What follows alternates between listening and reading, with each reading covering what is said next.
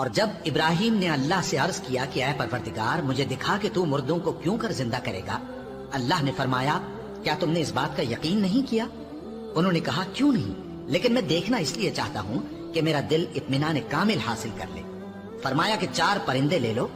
پھر ان کو اپنے سے ہلا لو اور ان کے ٹکڑے ٹکڑے کر دو، پھر ان کا ایک ایک ٹکڑا ہر ایک پہاڑ پر رکھ دو، پھر ان کو بلاؤ تو وہ تمہارے پاس دوڑتے چلے آئیں گے،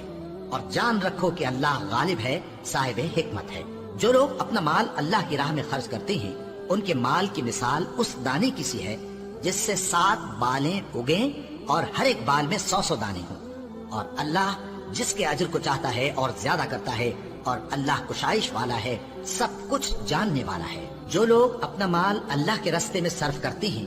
پھر اس کے بعد نہ اس خرچ کا کسی پر احسان رکھتے ہیں اور نہ کسی کو تکلیف دیتے ہیں، ان کا صلہ ان کے پروردگار کے پاس تیار ہے۔